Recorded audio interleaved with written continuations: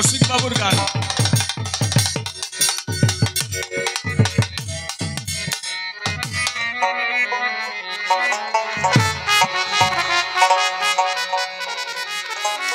এই রসিক বাবুর গান কে গাইতে বলেছিলেন জানো? আপনি না? ও দয়াল কেন তোমার এমন খেলা পলে পলে। আমার গাওয়া অভ্যাস নাই, ভুল হবে। ভুল হলেও আপনি কিন্তু ভুল বলতে পারবেন না।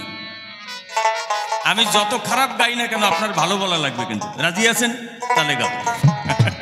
হা হা।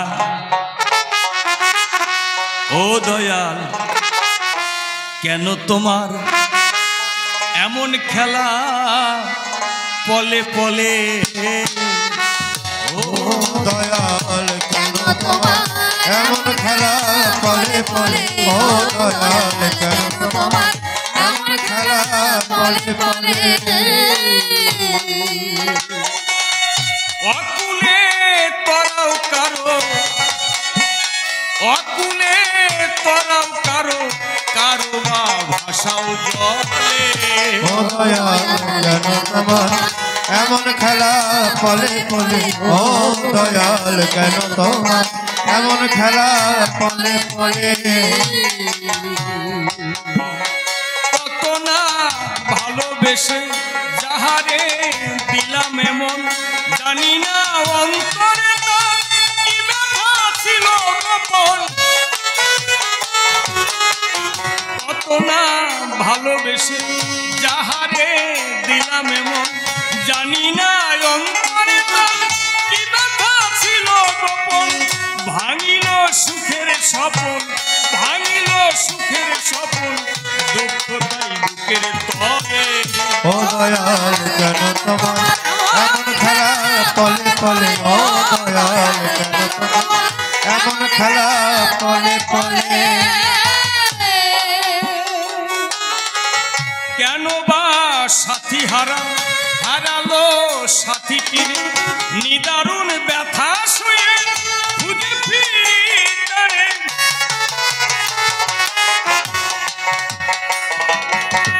কেন বা সাথী হারালো সাথীটার নিদারুণ ব্যথা শুয়ে আজও খুঁজে ফেরে।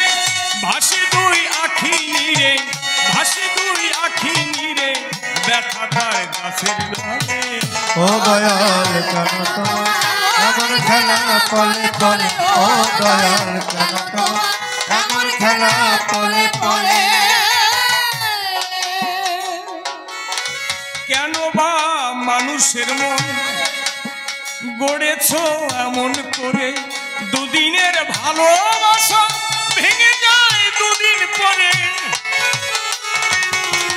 কেন বা মানুষের মন গড়েছ এমন করে, দুদিনের ভালোবাসা ভেঙে যায় দুদিন পরে। কারো ঘর সুখে ভরে, কারো বা আগুন জ্বলে। ও দয়াল কেন তোমার এমন খেলা পলে পলে। ও দয়াল কেন তোমার এমন খেলা পলে পলে। কারো বা দমকা ঝড়ে নিভে যায় আশার বাতি, কারো পথ আলোয় ভরা, কারো বা আধার রাতি। কারো বা দমকা ঝড়ে নিভে যায় আশার বাতি, কারো পথ আলোয় ভরা, কারো বা আধার রাতি। রসিক হারায়ে সাথী, রসিক হারায়ে সাথী, জনমভর কেঁদেই চলে। ও দয়াল কেন তোমার এমন খেলা পলে পলে। ও দয়াল কেন এমন খেলা পলে পলে। ধৈর্য ধরে থাকবেন সবে বিচারে, কিছুক্ষণ বলতে হবে, না বললেই নয়। সে প্রথমবারে এসেছিল, যে প্রশ্ন করেছিল সঠিকভাবে জবাব হলো, তবুও নবাব অভাব ধরে যায়। তবে আমি বলি সবার ঠাই তেমন যুক্তিযুক্ত অভাব ধরতে পারে নাই, মানে ওই পর্যন্ত ওনার হাত যায় নাই। এই জন্যে করি মানা, কাকা যে পর্যন্ত হাতে নাগাল পাও সেই পর্যন্ত চুলকাইও, তার বেশি দূর চুলকাতে যাইয়ে না। একটুখানি দেখো ভেবে, তাহলে অসুবিধা হবেই। আপনারা গুণীজন করিলেন শ্রবণ, ওরে গল্প রে গল্প। আমি যদি ইচ্ছা করি গল্প দিয়ে ঠাকুরদারে পর্যন্ত জন্মায় দিতে পারি, কিন্তু জানে না তো দেব নাকি 2-1 পিস? হ্যাঁ, মানে এইরকম কাঠ ফাজিল একটা 7-8 বছর বয়স একটা, মানে এ তো বুড়ো হয়ে গেছে, সে 7-8 বছর বয়স, দুনিয়ার ফাজিল, মানে পাড়ার লোকেরা কেউ ওর সাথে কথা বলে না।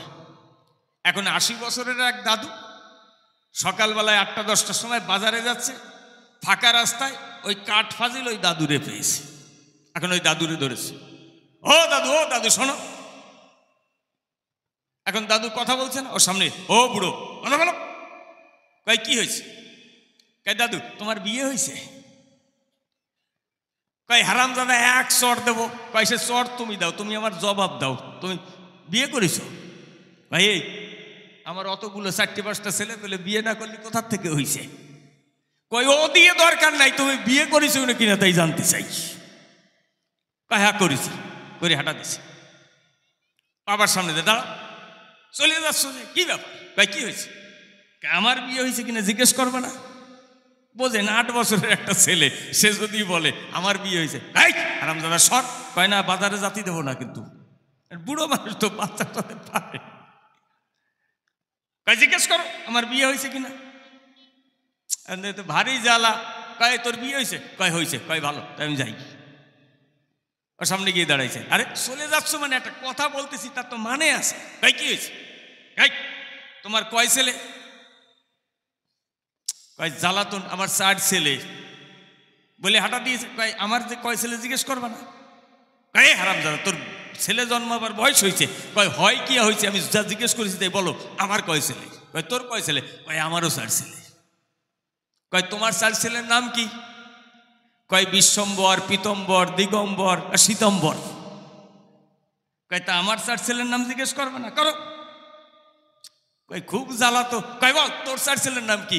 কয় আমার 4 ছেলের নাম সেপ্টেম্বর, অক্টোবর, নভেম্বর আর ডিসেম্বর।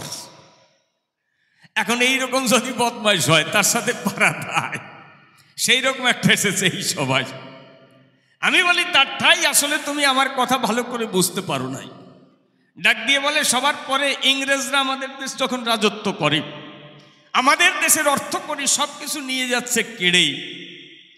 1905 সালের পরে যখন বঙ্গভঙ্গ করবে বলে ডিক্লিয়ার করে, তার বিরুদ্ধে কলকাতার বাবু যারা, জমিদার জোয়ারদার যারা আন্দোলন করলো তারা, কিন্তু গুরুচাঁদ ঠাকুর সেই আন্দোলনে যোগদান করেন নাই। কারণ কি আপনাদের কাছে বলে রাখি, সেই দিন যদি 1905 সালে বঙ্গভঙ্গ হতো, তাহলে 47 সালে আমাদের পূর্ববঙ্গটা পাকিস্তান হতো না। কি বলবো সবার কাছে, সেই সময় বঙ্গভঙ্গটা তারা রোধ করেছে। কেন? তার কারণ কি, পূর্ববঙ্গের যারা জমিদার তাদের বাড়ি কলকাতায়, তারা কলকাতা শহরে থাকে, ওইখানে বসে রাত্রেবেলায় বাইজি নাচায়, আর জমিদারি ওখানে থাকে, টাকা পয়সা নিয়ে এসে এখানে বসে মাতুব্বরি করায়। দেখলো যদি বঙ্গভঙ্গ হয় তাহলে ওদের কলকাতা ছেড়ে যেতে হবে, ওই জায়গায় গ্রামে গিয়ে পড়ে থাকতে হবে। তখন কলকাতা এই ঢাকা বিশ্ববিদ্যালয় তৈরি হয়নি, কারণ তখন অনেক সমস্যা ছিল। কি বলবো সবার ধারে তখন বাবুরা সব আন্দোলন করে বঙ্গভঙ্গ রোধ।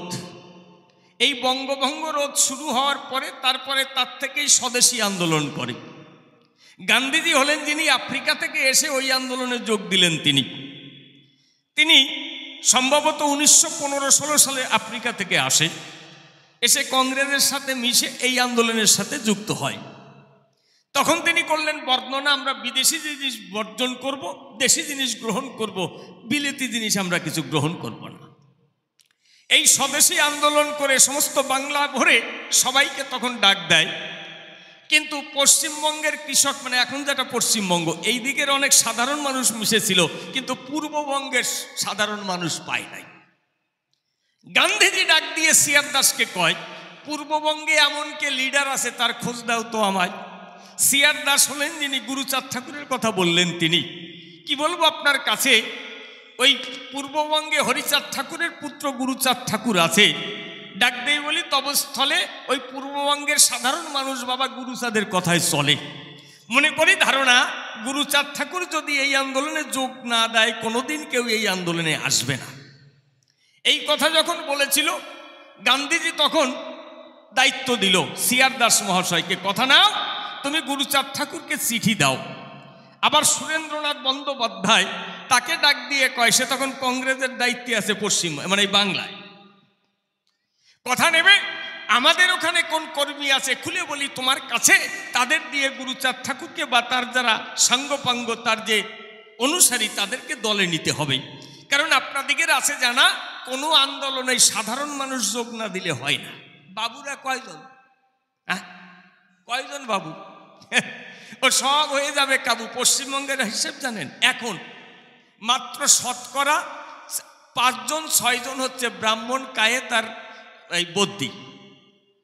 এই 100 জন লোকের মধ্যে এখন গণনায় 5 জন 5.5 জন, আর 94 জন 94.5 জন আমরা। তার মধ্যে মুসলমান 30% আর সব আমরা।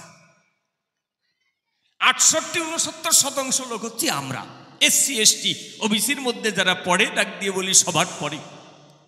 এখন দেখে তাহলে এই সাধারণ মানুষ যোগ না দিলে কোনো কালে আমাদের আন্দোলন সাকসেস হওয়ার কায়দা নাই।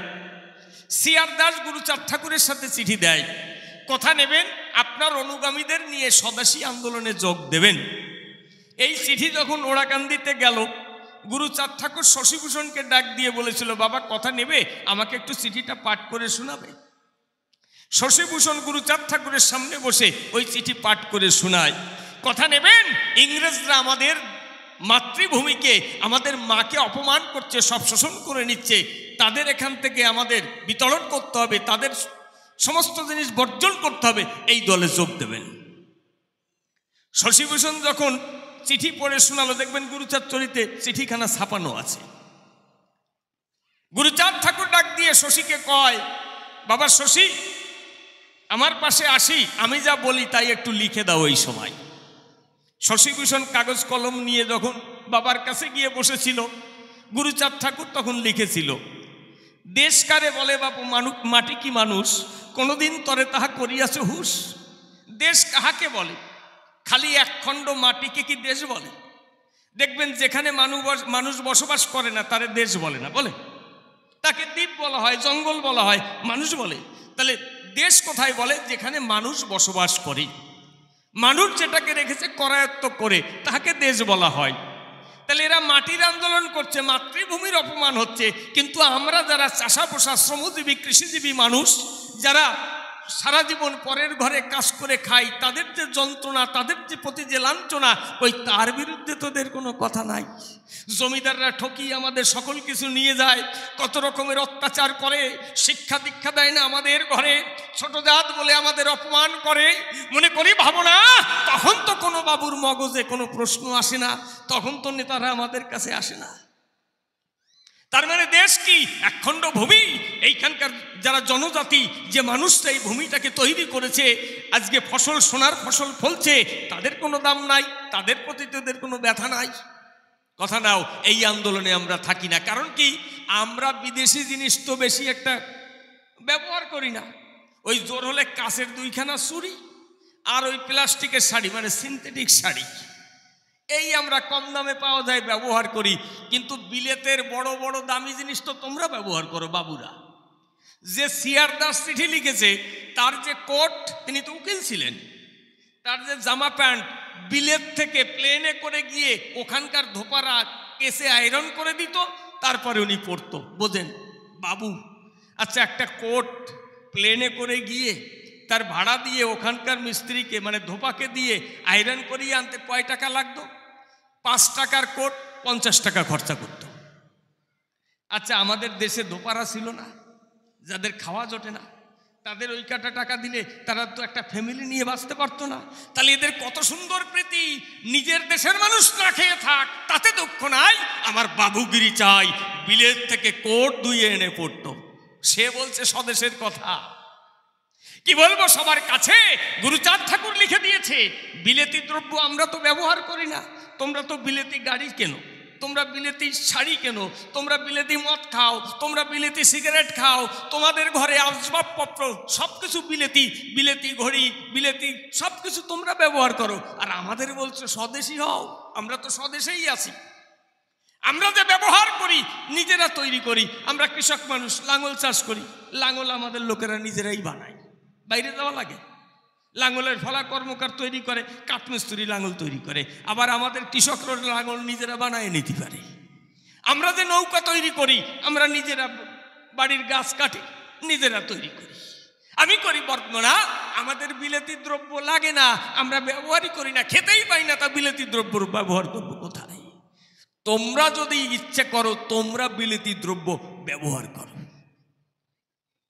যখন এই চিঠি দিয়েছে, আচ্ছা গুরুচাঁদের ভুল আছে? ওরে আমার কপাল রে, কার সাথে কি বলতে হয় তাও জানো না কাকা। সারা জীবন করে যাবে এরকম কাকা, যতই বাড়ি থাকুক থাকুক ঢাকা। মূল তত্ত্ব না জানলে ভুল হবে সব সময়। এই জন্য আমাদের ইয়াং ছেলে মেয়েদের জানতে হবে। ইতিহাস না জানলে তারা মাথা উঁচু করে চলতে পারবে না। তাহলে কি হয়েছিল? এইদিকে সুরেন্দ্রনাথ বন্দ্যোপাধ্যায়, তার শিষ্য অম্বিকাচরণ মজুমদার, নম মজুমদার না, ব্রাহ্মণ মজুমদার, সে ফরিদপুর কোর্টের উকিল ছিল, আবার কংগ্রেস করত। তাকে তখন সুরেন্দ্রনাথ বন্দ্যোপাধ্যায় ডাক দিয়ে কয়, কথা নেবে, আমাদের আন্দোলন যদি সাকসেস করতে হয় তাহলে তোমাকে ওখানকার যারা কৃষিজীবী, শ্রমজীবী মানুষ, সাধারণ মানুষ, তাদেরকে ইউনাইটেড করতে হবে। যখন সবাইকে ইউনাইটেড করবার পরামর্শ দিয়েছিল, ও গিয়ে ওখানে দেখলো যে এখানে সাধারণ মানুষ সবাই গুরুচাঁদ ঠাকুরের কথায় চলে। তাহলে গুরুচাঁদ ঠাকুরকে যদি ধরা যায় তাহলে সবাই আসবে, আমার নাই। কিন্তু গুরুচাঁদ ঠাকুরের সাথে তো তার জানাশোনা নাই, 100টে গিয়েই তো প্রস্তাব দিলে মানবে না রে ভাই। তাহলে কি করা যাবে? ও কি করলো, খবর নিয়ে জানতে পারলো ওড়াকান্দির পাশে ঘৃতকান্দি, ওখানে কিছু কায়েদ বাউন ছিল, তাদেরকে বলে ঘৃতকান্দিতে একটা মিটিংয়ের আয়োজন করলো। বললো কথা নেবেন, সমস্ত নমশূদ্র, মতুয়া, পণ্ড, ক্ষত্রিয় যত আছে সবাইকে ডেকে এই মিটিংয়ে আনবেন। এবার ওখানে বেশিরভাগ তো মানে নমো আর মতুয়া। যখন বলেছিল, ওই দেশত্ববোধকের কথা বলে ওই দলে দলে নমো মতুয়ারা সেইখানে গেল চলে। অম্বিকাচরণ মজুমদার গরম গরম ভাষণ দিল, বন্ধুগণ, আজকে আমরা মায়ের সন্তান, আমাদের মায়ের লাঞ্ছনা হচ্ছে, মায়ের সম্মান নষ্ট হচ্ছে। মনের কথা খুলে কই, আমরা যদি প্রকৃতপক্ষে মায়ের সন্তান হই, মনে আছে ভাবো, বুকে রক্ত দিয়ে মায়ের সম্মানকে রক্ষা করব, মাতৃভূমিকে রক্ষা করব। যেই বলেছে, আমাদের মানুষ তো সরল সোজা, এরা তো কুটকাচালি বোঝে না, শয়তানি বজ্জাতি বোঝে না। যদি কেউ ভালোবেসে দুটো কথা বলে, সঙ্গে সঙ্গে ভিসে দেয় তাদের দলে, তারপরে তো তারা তাদেরকে ঠকায়। কিন্তু হোক, তবুও সাধারণ ভালো মানুষের এটাই চরিত্র দুনিয়ায়। এ বাবা বসে পড়, সামনে থাকিস না দাঁড়াইয়ে। এইবার যখন ওইভাবে বক্তব্য দিয়েছিল, আর উকিল মানুষ, উকিলটা তো একটু কথায় চতুর হয়, তাই না? দেখবেন উকিল, আপনি টাকা দেবেন, কবেন আমি কিন্তু চুরি করেছি। উনি গিয়ে বলবে, ইউনার, এই আমার মক্কেল একদম সাধু মানুষ, জীবনে একটা মিথ্যে কথা বলতে জানে না, এক গাছ কুটো ধরিয়ে ছিঁড়ে দেয় না তালি, তারে করছে সো, খালি দুটো টাকা পাওয়ার জন্য। ডাকাতকে বলবে সাধু, আর সাধুরে বলবে ডাকাত। এই হচ্ছে এদের ব্যাপার। এখন অম্বিকাচরণ মজুমদার, তার যে কথার ধার, যুক্তি বুদ্ধির কাছে আমাদের মানুষ তো অত বোঝে না। সবাই বুক, ঠিক আছে, আমাদের সবাই মায়ের জন্য প্রাণ দিতে হবে। এবার একজন করে বর্ণনা, প্রাণ দাও আর জান দাও, বড় বাবুর কাছে জিজ্ঞেস না করে কোনো জায়গায় যাব না। ভাই তাই হয় নাকি? বাবার কাছে না জিজ্ঞেস করে যাওয়া যায় নাকি? চল। অম্বিকাচরণ মজুমদার বলছে, শোনেন, আপনারা গিয়ে যদি সবাই বড়বাবুকে, গুরুচাঁদ ঠাকুরকে বলেন, তাহলে আপনারা যেহেতু এইখানে আসবেন, আপনার ঠাকুরও দূরে থাকতে পারবে না। ও ভেবেছিল মনে হয় এত লোক যদি যে বলে বাবা চলো, তাই গুরুচাঁদ আর না বলতে পারবে না, তাহলে এরা তার সাথে থাকবে না। আমি এমন মন্ত্র দিছি। ওরা ওখান থেকে স্লোগান দিয়ে যাচ্ছে, মায়ের মায়ের সম্মান রাখতে হবে, রাখতে হবে, এই সমস্ত বলে বলে যাচ্ছে। গুরুচাঁদ ঠাকুর গদি ঘরে বসা ছিলেন। যখন ওই মাঠের মধ্যে থেকে গিয়ে ঠাকুর বাড়ি উঠতে শুরু করেছে, ওখান থেকে বেরিয়ে হাঁক দিয়ে, তোরা কারা রে, চুপ কর। এই তাদের হাতে নিশান আছে। বলছে, হাতে তো নিশান দেখি, নিশানা তো ভালো, জোরে জোরে চিৎকার করে কোন কথা বলো? হাতে নিশান তো দেখতে পাচ্ছি, আমার বাবা দিয়েছে, এই যে নিশান, এ তো ভালো, এটা হচ্ছে বিজয় নিশান। তাহলে এর তো মানে আছে, এই যে নিশানটা লাল রং, এটা সংগ্রামের প্রতীক। আমাদের সংগ্রাম করে ন্যায়ের পথে অন্যায়ের বিরুদ্ধে সংগ্রাম করে আমাদের আজকে এই পরিস্থিতি হয়েছে, তাই না? তারপরে 3 কোণা কেন? এই যে 3 কোণা নিশানের, এর মানে হচ্ছে সত্য, প্রেম, পবিত্রতা। সত্য পথে থেকে জগৎকে ভালোবেসে পবিত্রতা রক্ষা করে সমস্ত মানুষ ভালোবেসে আমরা সংগ্রাম করেছি। আমরা রক্তপাত চাই না, মানুষের জীবন বিনাশ করি না, আমরা কারোর ক্ষতি করি না, তার মধ্যে থেকে আমাদের অধিকার আদায় করি। আমরা খুনি না, ডাকাত না। এই যে সাদা বর্ডার দেওয়া কেন? এটা হচ্ছে শান্তির প্রতীক, অর্থাৎ আমাদের আন্দোলন শান্তির পথে হয়, হিংসার পথে নয়। এ তো মানে আছে না? তাহলে এই নিশান হাতে রয়েছে, বলছে নিশান হাতে তো নিশান দেখি, নিশানা তো ভালো, চিৎকার করে জোরে জোরে কি তোমরা বলো? সবাই চুপ করে বসে আছে। গুরুচাঁদ ঠাকুর যদি কাউরে তাড়া দেয়, হাঁক দেয়, তা কেউ বলতে পারে কোনো কথা? সবাই সুবোধ বালকের মতন চুপ করে বসে আছে, কেউ কিছু বলে না। বলছে ও তোমরা স্বদেশী সাজিয়েছ, তোমরা তো স্বদেশী বাবা, আমি বিদেশি, স্বদেশীর সাথে মোর নাই মেশামাশি মিশি। দেশ কারে বলে বাপু, মাটি কি মানুষ, কোনদিন তরে তাহা করিয়াছে হুশ। কি স্বার্থ রক্ষা ওরা সবাই জালে ভালো করে, তোমাদের কাছে আসে স্বার্থের খাতিরে। যেদিন তোমরা না খেয়েছিলে সেদিন তো তোমাদের কাছে এসে জিজ্ঞেস করে নাই তোমার ঘরে খাবার আছে কিনা। তোমার ঘরে তোমার পিতামাতা যদি বিনা চিকিৎসায় মরে, সেদিন তো একটু ওষুধ নিয়ে এসে তোমার পাশে দাঁড়ায় না। তোমরা কোন অবস্থায় আছো? তোমাদের উপরে জমিদাররা যখন অত্যাচার করে, নায়েবরা অত্যাচার করে, তখন তো এসে পাশে দাঁড়ায় না। আজকে কেন আসে জানো? স্বার্থ রক্ষা ওরা সবাই ভালো করে জানে। ওদের স্বার্থে আজকে ঘাই পড়েছে, তাই ওদের স্বার্থ রক্ষা করবার জন্য তোমাদের দলে টানতেছে, তা তো বুঝো। আহারে কথা রে, স্বার্থ রক্ষা ওরা জানে ভালো করে, তোমাদের কাছে আসে স্বার্থের খাতিরে। ওদের স্বার্থ রক্ষা করবার তরে তোমাদের না, তোমরা যে এত মানুষ বসবাস করো, হাজার হাজার বছর ধরে তোমাদের উপর অত্যাচার হয়েছে, ওই তখন তো আসে না। স্বদেশী আন্দোলন করতে যাচ্ছে। বন্ধুগণ, আমাদের সঙ্গে আসুন। মায়ের সম্মান রক্ষা করতে হবে। আমরা এক মায়ের সন্তান। এই সমস্ত ভাষণ দেয়, 1 গ্লাস জল তুলে দিলে জল খায় না। তা তোমার হাতের যে জল খেতে পারে না, সে তোমাকে ভাই বলে বুকে টেনে নিতে পারে? গুরুচাঁদ ঠাকুর বলেছিলেন, সিআর দাস গান্ধীকে বলে দিও, আমি যদি ইচ্ছা করি, আমি 24 ঘন্টার মধ্যে দিয়ে এই বাংলা থেকে আমার লোক নিয়ে ওদের তাড়াইয়ে দিতে পারি, কিন্তু আমি দেব না। ওদের হাত থেকে ক্ষমতা তোমাদের হাতে যাবে, তোমরা আরো বেশি ক্ষতি করবে। কারণ ওরা আমাদের উপকার করেছে। এই যে শিক্ষা দীক্ষা যা কিছু ইংরেজরা আসার পরে এই দেশে চালু হয়েছে, তার আগে ছিল? ইংরেজরা না আসলে হিন্দুদের কি ছিল? টোল ছিল, টোল। সেই টোলে কারা পড়তো? একমাত্র ব্রাহ্মণরা পড়তো। এই যে চৈতন্য মহাপ্রভুর কথা বললো না, কি সুন্দর কান্না পাইছে আমার কথা শুনে। দয়াল ঠাকুর চৈতন্য। আচ্ছা, চৈতন্য মহাপ্রভু তো টোল খুলেছিলেন, জানেন? নবদ্বীপে উনি পণ্ডিত ছিলেন না? চৈতন্য চরিতামৃত পড়ুন, চৈতন্য ভাগবত পড়ুন, চৈতন্য মঙ্গল পড়ুন, চৈতন্য করচা পড়ুন, চৈতন্য চন্দ্রোদয় নাটক পড়ুন। কি বলবো সবার কাছে, অমিয় নিমাই চরিত পড়ে দেখুন, তাতে কোথাও চৈতন্য মহাপ্রভু একজন অব্রাহ্মণকে কোনদিন লেখাপড়া শিখিয়েছে? লেখা আছে? উনি টোল খুলেছিলেন, মানে বিদ্যালয় খুলেছিলেন। কি বলবো সবার ঠাই, একজনও ব্রাহ্মণ ছাড়া কেউ কোনোদিন ওনার টোলে পড়াশুনো করে নাই। আচ্ছা, তাহলে তিনি কি করে আমাদের কল্যাণ করে থুয়ে গেল? আচ্ছা, কৃষ্ণচন্দ্র বলেছিল সবার জন্য স্কুল তৈরি করো, রামচন্দ্র বলেছিলেন সবার জন্য, কিন্তু তারা গুরুগৃহে গিয়ে বিদ্যা অধ্যয়ন করেছিলেন, করেননি? কি চমৎকার! তাহলে গুরুচাঁদ ঠাকুর কি করেছিলেন? বুঝিয়ে দিলেন যে তোমরা যে আন্দোলন করছো ওটা সাধারণ মানুষের আন্দোলন নয়। এই জন্য গুরুচাঁদ ঠাকুর করেছে মানা, ওই আন্দোলনে আমরা যাব না। পরিষ্কার লিখে দিয়েছিলেন যে কি, এই যদি দেশের কল্যাণ করতে হয়, তাহলে আগে তোমাদের কোথায় কোথায় দুর্বলতা আছে সেইগুলো করো নির্ণয়। সমাজের বুকে আছে যত দুর্বলতা, আগে তাহা দূর করা আবশ্যক কথা। তাহলে ভারত পল্লীর দেশ, পল্লীতে মহান। শুভবুদ্ধি নিয়ে আগে গ্রামে গ্রামে যান। পল্লী যদি বাঁচে তবে জাগে, তবে জাগিবে ভারত, অবশ্যই সুগম হবে স্বাধীনতার পথ।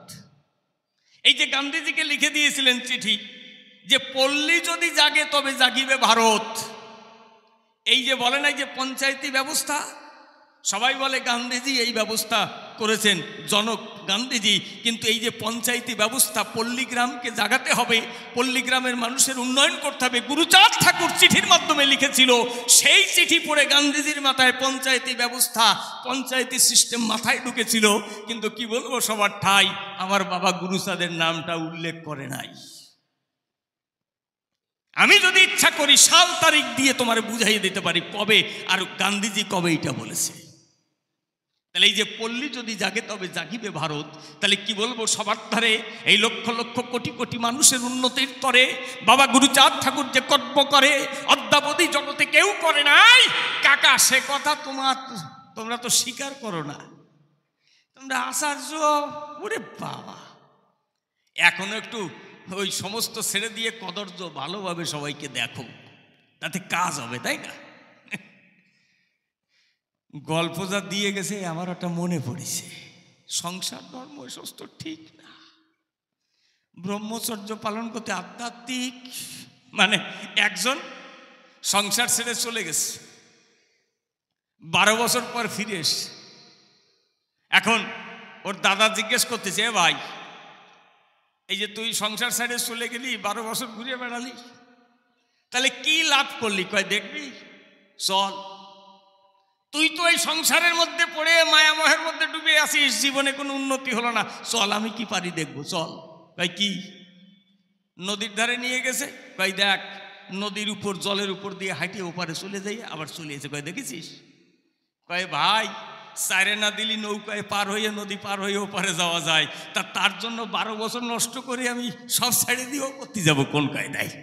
হ্যাঁ, সাইরে না দিলে যে নৌকা পার হয়ে যাওয়া যায়, তার জন্য 12 বছর নষ্ট করতে হবে ছাতা করে মহাশয়। মনে করুন ধারণা। তাহলে এদের যা আলোচনা আসলে যা সমাজের কোনো কাজে লাগে না। আচ্ছা বলেন, আপনি একা একা জলের উপর দিয়ে হেঁটে গেলেন, তাতে দেশের কি উন্নতি হলো? কি হলো বলেন? অনেক আছে না, শুয়ে থাকে জলের উপরে ভাসে থাকে, ওর ভাসে থাকে, তাকে দেশ ভাসে থাকে। তাতে বরং ওই সমস্ত না করে যদি মানুষের উপকার করে, 5 জন মানুষের মুখের অন্ন তুলে দিতে পারে, তার উপকার করতে পারে, সবচেয়ে ভালো কাজ এই সংসারে। তা না জলের উপর দিয়ে হাঁটা শেখাচ্ছে। মনে করুন ধারণা। আসলে আধ্যাত্মিক কাহাকে বলে, দাঁড়ায় বলি সভা তলে, এই জিনিসও মানুষ ভালো করে বোঝে না। একটা ছোট্ট কথা বোঝেন, আপনি বসে আছেন, আপনি কারোর সাথে সম্পর্ক রাখেন, ভগবানের নাম নিয়ে বসে থাকেন। আচ্ছা পাড়ার মধ্যে সব যদি মাতাল হয়, চরিত্রহীন হয়, গন্ডগোল, মারামারি, বোম মারামারি করে, আপনার ঘরে বসে আধ্যাত্মিকতা থাকবে তো? হ্যাঁ থাকবে? আপনি একটু মন ভালো করে আপনি একটু কাজ করতে পারবেন? তাহলে আপনার কর্তব্য কি? আমাদের মধ্যে অনেক আছে, নিজের ছেলেরাই চল চল ঘরে চল, আর 10টা ছেলে ওইখানে ডুবাবে, আর আপনার ঘরে জানলা দিয়ে আপনার ছেলে দেখবে। আচ্ছা আপনার ছেলে বই খুলে বই পড়বে না, ওই ডুবনি দেখবে? তাহলে নিজের ছেলেটাকে ভালো করতে গেলে ওই যে 10টা ছেলে ডুবাচ্ছে ওদেরও ভালো করতে হবে, ওদেরও নাকি আসতে, বাবা এদিকে আয়, শোন, ডুবাইস না, এখানে দুটো ভালো কথা বলে পড়, একটু পড়াই কি। তাহলে সমাজ সংস্কার ইহাকে বলে, কোনোদিন নিজের জন্য কিছু করিলে তাহা সংস্কার হয় না মহাশয়। তোমরা যারা আত্মকেন্দ্রিক সাধনা করো, তারা তোমাদের মধ্যে সেই সাম্যবাদ কোনো জায়গায় নাই। কি বলবো, সবার কাছে বিভিন্ন রকমের গন্ডগোল আছে। ওরে কপাল রে, একটা মনে পড়ে গেছে, বলবো নাকি? ওই রকম একজন পয়সা করি আছে মোটামুটি, তা সে সাধন ভজন করবে বলে বিয়ে শাদী না করে চলে গেছে। 24-25 বছর পর বাড়িতে এসে প্রায় বুড়ো হয়ে গেছে। এখন ধ্যান সাধনা করে এসে সব গেরুয়া বসন পরা। এখন ওই যে আগে ছিল না ডাকাত পড়তো, ছিল না তাদের একটু পয়সা করি ডাকাত পড়তো গ্রামে, আপনাদের ছোটবেলায় দেখেন। এখন ওই বাবু তো এসছে বৃন্দাবন থেকে এসছে, আর ওইদিকে ডাকাত পড়েছে। যেই ডাকাত পড়েছে সবাই তো দৌড়নো, তারা জানে কি ওটা কোথায় পালাতে হবে, ও তো আর জানে না, বাড়ি থাকে না, সবাই তো পালায়ে গেছে। আর ওই বুড়ো যাইয়ে গোয়ালে ঢুকিছে। এখন দেখবেন অচেনা লোক যদি গরু ঘরে ঢোকে, গরু দেখবেন ছটফট করে, চেনা লোক হলে ঢুকলে আর কিছু করে না, ওরা তো চেনে না। আর ওই সমস্ত পরা এই চিতাবাঘের মতন দেখা যাচ্ছে। আর গরু তো রাত্রেবেলায় দেখতে পায়। কি বলবো, সবার ধারে এখন ওই দেখে গরু তো নড়াচড়া করে। এখন ডাকাত বলতে চাই, লাইট মার তো গরু ঘরে কেউ পালাইছে নাকি, ওরা তো জানে। দেখে ওই গেরুয়া বসন পরা এই লম্বা চুল টুল। এখন যায় কয় এই হারামজাদা, কয় আমি এ বাড়ির লোক না। কয় লোক না তা পালাইছিস কেন? কয় না ভয়তে তোমরা যদি মারো। কয় এখন মারবো না। কয় করবো কি আর? কয় দেখ এই লেংটি পরি আছে, শালার লেংটি খোল, ওর ভিতরে থাকতে পারে সোনা দানা চাবি ঠাবি। এখন যে লেংটি ধরে টান দিছে লেংটি তো খুলে গেছে, এই যে কপিন পরা থাকে না। এখন কয় এই বুড়ো বল চাবি কোন জায়গায়? কয় আমি কিছু জানি না। কয় হারামজাদা সব জানি। এই ওই লেংটি খোল, তো লম্বা থাকে না কৌপিন, ওই দিয়ে খুঁটির সাথে পিস মোড়া করে চোরের মতন বাঁধেছে।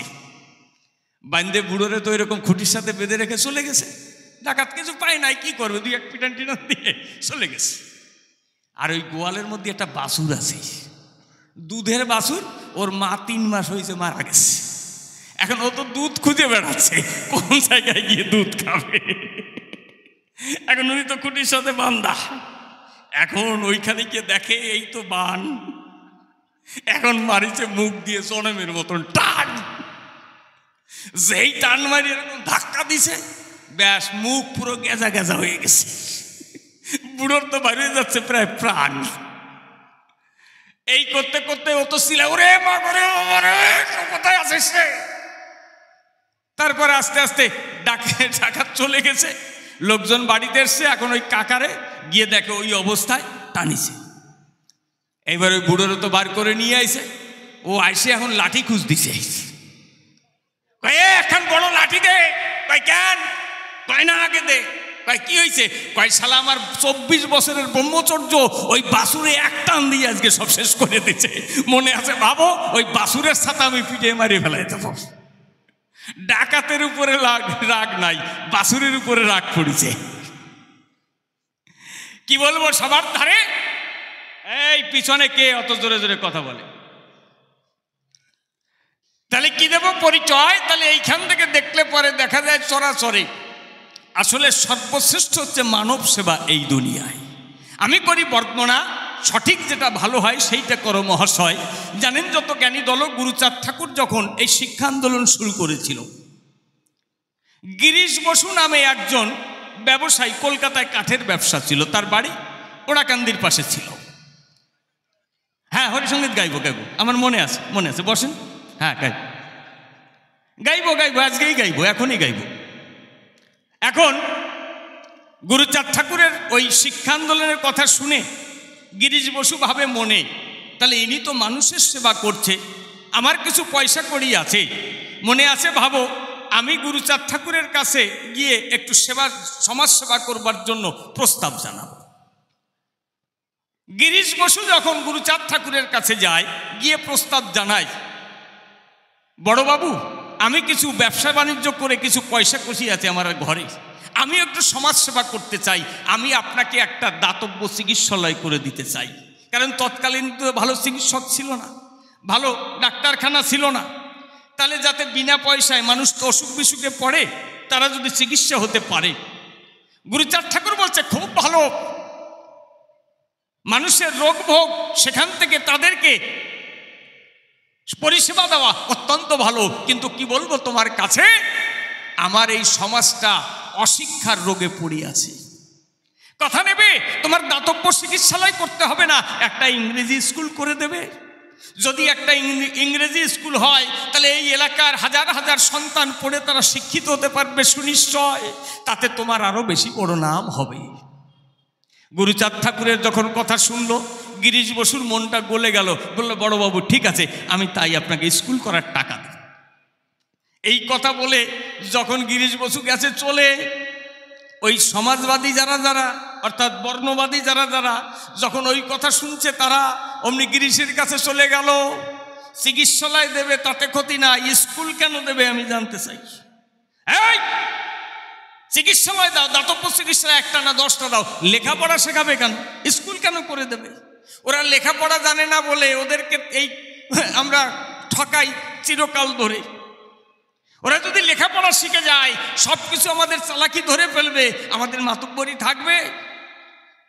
চিকিৎসালয় দাও তাতে দুঃখ নাই, কিন্তু শিক্ষালয় কেন দেবে জানতে চাই। যখন বলেছিল বিভিন্নভাবে ওরা লেখাপড়া জানে না, ওদেরকে আমরা এই জন্য ঠকাই। ইত্যাকারে বহু আলোচনা করে যখন গিরিশ বসুরে জানালো, গিরিশ বসু লজ্জার চোটে বাঁচে না মোটে, কলকাতায় চলে এলো।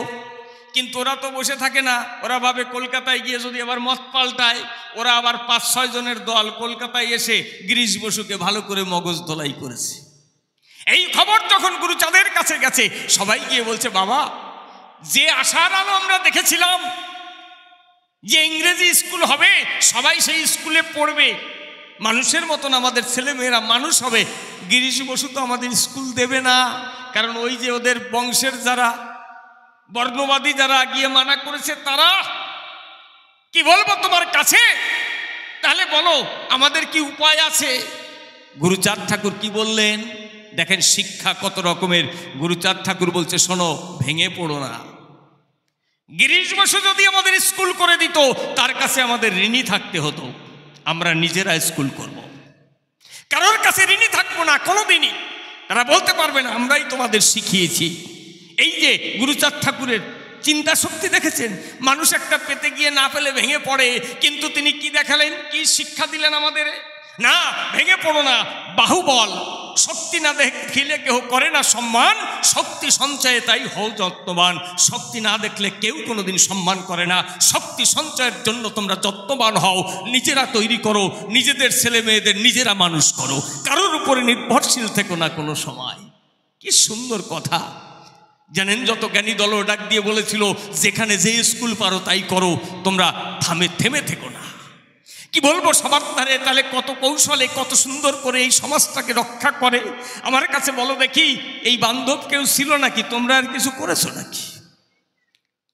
এই তোমরা চলে আসো, কারণ এই হরিসঙ্গীত শুনতে চেয়েছে, হরিসঙ্গীত গাইব। দাদা কি বলবেন, কিছু বলতে চাইছিলেন নাকি? আচ্ছা, হরিসঙ্গীত গেয়ে শোনাচ্ছি। হ্যাঁ, হরিসঙ্গীত গেয়ে শোনাচ্ছি।